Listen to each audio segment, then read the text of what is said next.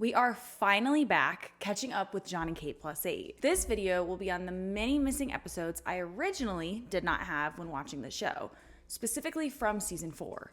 I'm still missing the special and an episode of season 2, but that's nothing compared to what I was able to find, right? Hi, I'm Danny, and you can normally find me on this channel diving into TLC shows, Christian fundamentalism, and exposing family vloggers.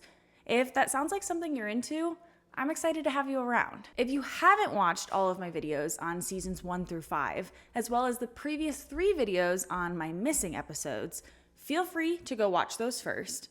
Everything is included in the playlist. And as always, this might be a crazy life, but it's their life. It might be a crazy life, but it's our life. This episode is titled All You Wanted to Know and is another Q&A episode. And the first question is already so good. It says, are you worried that the exposure the kids have from being on TV will keep them from having a normal childhood? But we heard the same answer as always. Our kids' lives are amazingly enriched by filming. She says they were able to travel more and do more because of the show. While this statement is true, I really do believe she's missing the point of the question. We have seen the kids going out and being surrounded by paparazzi. We know these kids see it as normal to have a camera on them constantly.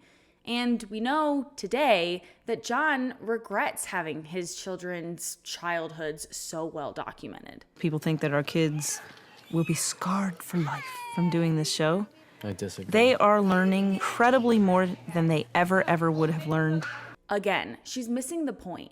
What this show gave them was sponsorships and money to be able to afford the educational trips and the vacations. I'm not sure how they would have gotten those sponsorships or made that money without the show, but to act like the show was the only way for them to give their kids these adventures is just inaccurate. Also, mimicking people for being concerned about your children is an odd approach, but this is Kate, so. This was then their response to whether they think the kids will be upset about the show when they're older. You know, We don't worry about them. Yeah, they're fine. The next several minutes of the episode are so boring. For the millionth time, they talk about the crew not being allowed to wear shoes in the house. Then Jon gets asked if he loves being a father of 8, and his answer is basically just yes. I love being a dad of 8. Then we get a several-minute montage of the kids screaming. I'll spare you from that. Moving on, Kate does a promo for her new book. I have finished my second book, and it's called 8 Little Faces. Should I read these books? How do I get them without giving Kate money? For the next question, we get an update on the girls and their music lessons. Kara does not take piano lessons anymore. She quit after 4 lessons, I think. Then Jon attempts to speak. God forbid. Maddie can sing. I don't think we're talking about her singing, but she can sing. Yes. And they say the sextuplets won't be playing instruments until they're well into elementary school. They're 4 during this episode. No amplified instruments either. All acoustic. No amplified. No Amplified. I find this next answer funny because the viewer asks what has surprised them the most about being on a TV show, and Kate literally says this. How difficult that makes it to go out into public. How there's extra people in our house, shrinking our house further, as if we don't have enough already. How does she address these issues and still continue the TV show and still say it's good for the kids? I truly do not understand. Then they get asked if it's easier or harder now that the kids are older. Kate says it's different because the kids are more independent, but also more opinionated and talkative. Jon says he agrees. You just rehashed everything I just said. So is it easier or harder? Yeah, usually when you agree with someone, your examples and answers will sound similar. Making him choose between easier or harder is wild after you just said it's both because it's so different. I really hope no one was looking up to these two as a couple. Oh, read that one. Kate, you're looking really good these days. See how happy that made her? Well, let's see what she says when the viewer also mentions Jon looking better after starting his workout program. Workout program? Yeah, but you skipped for 3 months. 3 months. I skipped November. And October. No, I worked out in October. Her constant laughter at him is so disgusting to me. And I have to punch the swipe in thing to prove it. Oh. They look at each other with such hatred. The next question made me nervous based on previous answers to similar questions. The viewer asked, could you go through each kid and name one thing about them that makes them easy to parent, and then one thing that makes them hard to parent? The answer for Kara is the same as always. She's super easygoing, but she also holds in her emotions until they volcano out. I'm not making this because I promised the little girls I'll play school with them.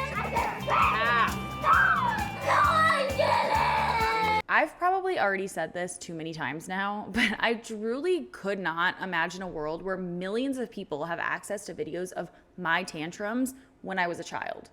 I just know I would hate it so much. Then they basically say the opposite about Maddie and talk about how she never holds emotions in. Thank you, Maddie.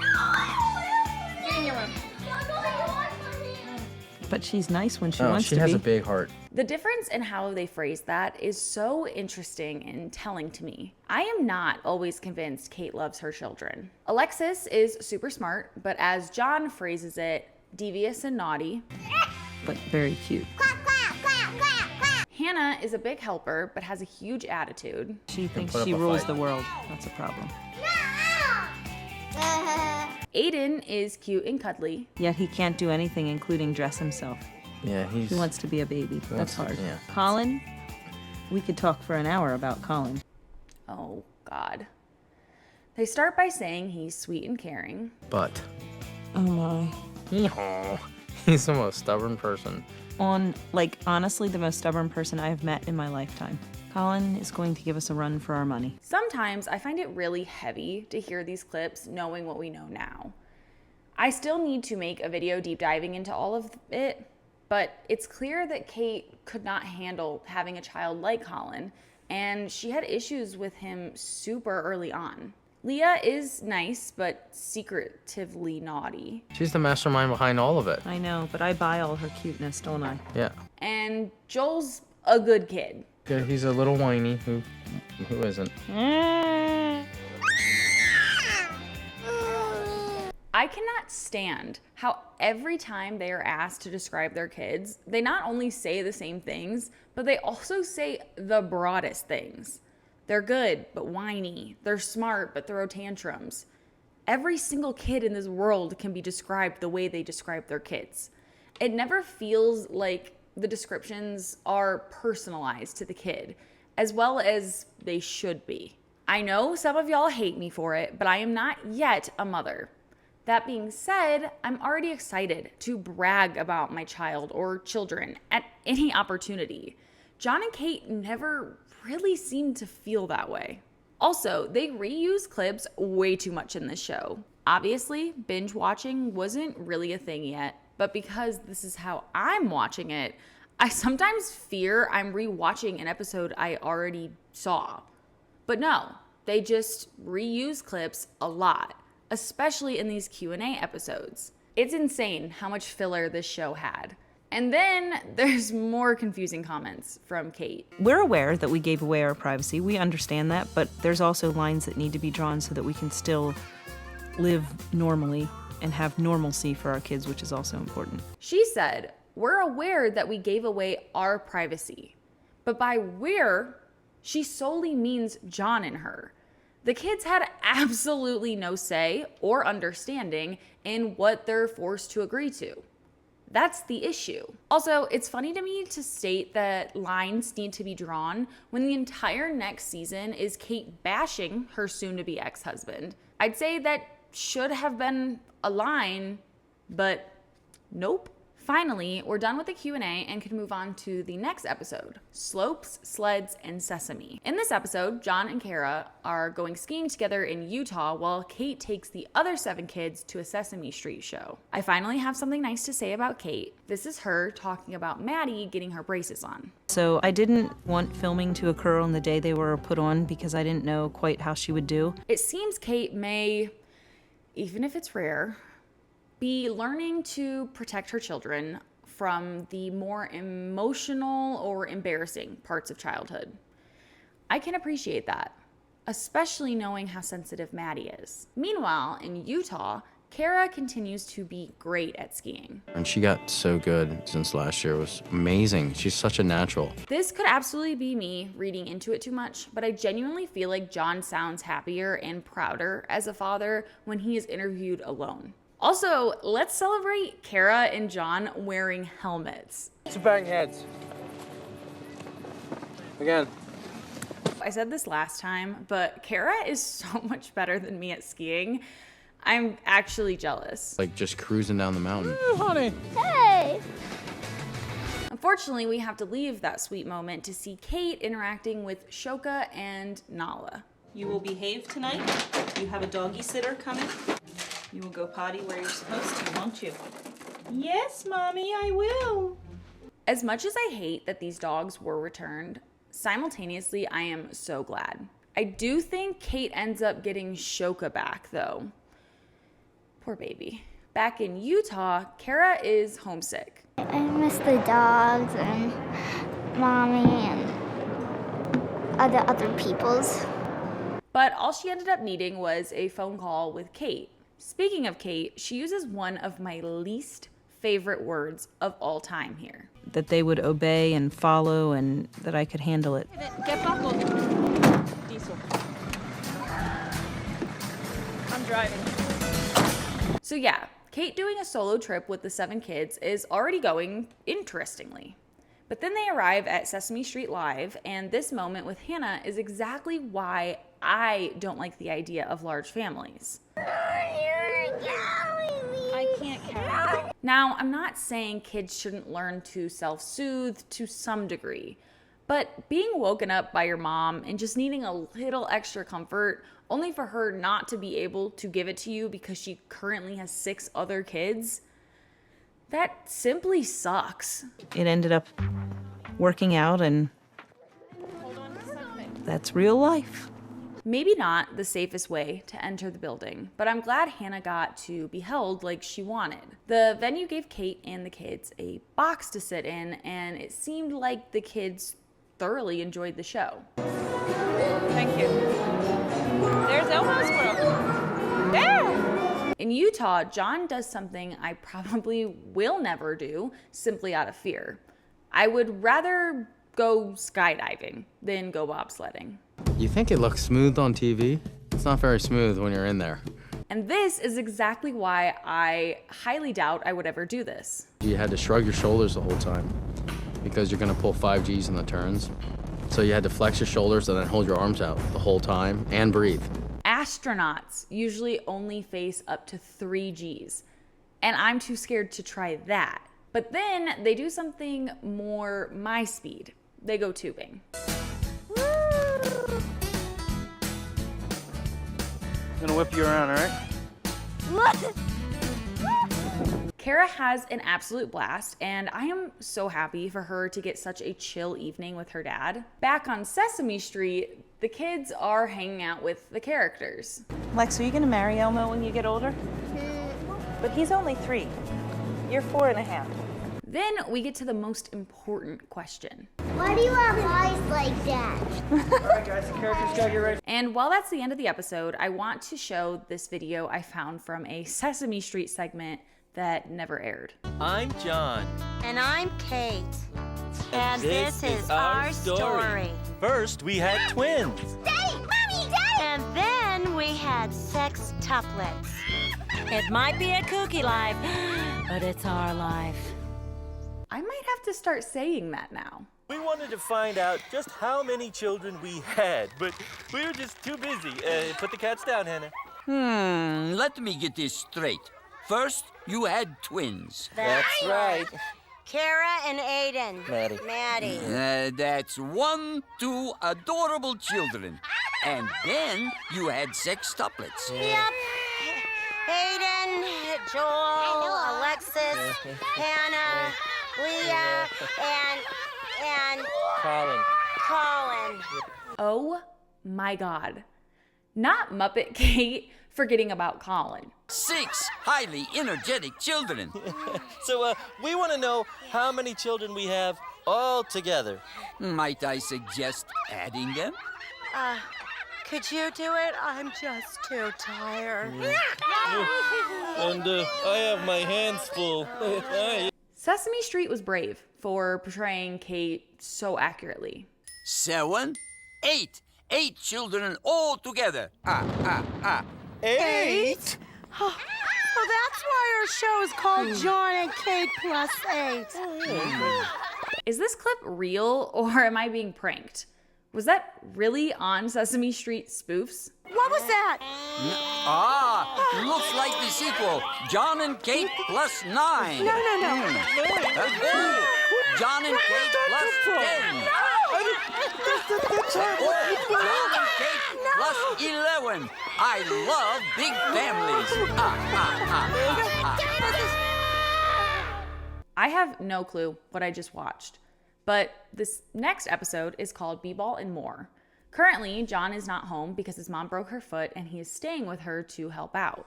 Kate is also out getting her hair done. So they explain the kids are at home with what they call a helper. By no means do we have a nanny. We will never have a nanny. I don't really know why she says that.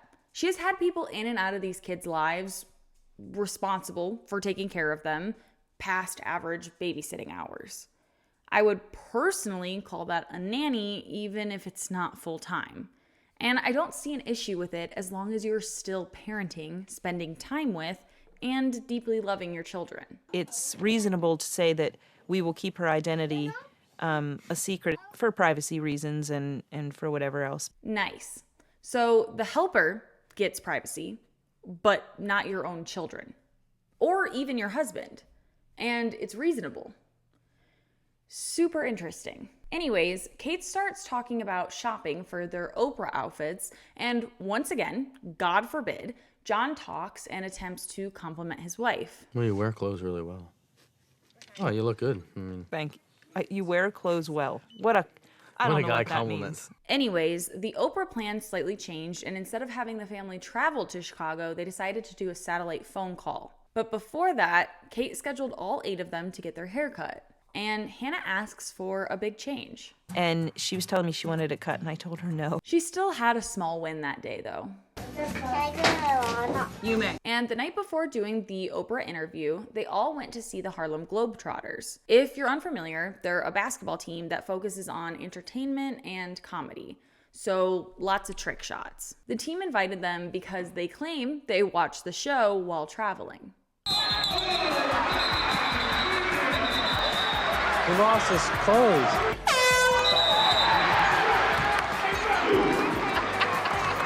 Then Kara took the stage, or I guess the court. The ball like this, take it there, pop it up, catch it there, on your knee, catch it like that, go around, your turn. And she killed it. Then, during halftime, they went to meet some of the players. No, I'm not afraid of that guy. I got big muscles, see? What he meant by bad guys was the team they were playing against. Then, they all get their own uniforms. See, with the little 8. Oh, that's cute. The next episode is called Family Outing, which is a slightly funny title considering Jon is not with them. He's still at his mom's because she has a broken foot. And the outing is for the kids to make canvas paintings for Jon. I assume Maddie and Kara are at school because they're also not there. Immediately, we get to see this adorable moment of Colin sticking up for his brother. A-I-D-E-N. I know that one. He doesn't have an eye. And then it was time to paint. They painted with forks. Ew. That's beautiful. with spongy things. I feel weird. And once again, Kate can't handle the mess. Ay, ay, ay. Mommy. And Aiden is slightly crashing out over some paint on his face. Get me a paper towel. You forgot to ask nice. May I have? And would that be cool? And although he makes his goofy face, I do think Jon found the abstract paintings to be really cool. This was Colin's. Cool colors. He did a good job too. Yeah, isn't that pretty? Yeah, that's awesome. After painting, Kate takes them to a museum called Please Touch, where a bizarre thing happens. Is that you guys? Whoa! It turns out her microphone was on the same channel as the museum's PA system. All right, slight pause for this moment. I learned about a year ago that this phrase Kate is about to say has two different variations. Now, I'm from the Chicago suburbs, so Illinois, and the person I was talking to is from Iowa. I assumed we had the same phrase, but we didn't. Anyways, here it is.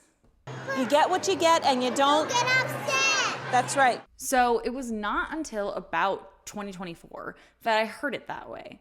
I have always said you get what you get and you don't throw a fit. Then the show takes a tone shift, and I see why this episode is not readily available. Ready for season 5, we think?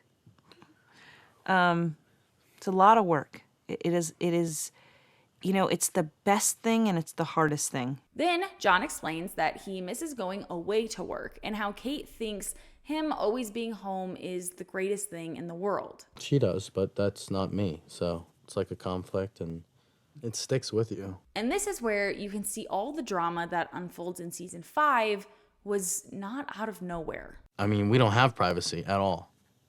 If I go out, people know I go out and photograph it and do everything they gotta do to do something about it, but that's tough for me. It's clear he is tired of not being able to be his own person. And while it is very possible he cheated, and I do not condone that, I do absolutely believe in privacy. But Kate doesn't seem to take his frustrations seriously at all. I don't know. So we have some ironing to do. I mean, We're going to take our little break and, you know. maybe we'll be back, maybe we won't. And that's how they ended season 4.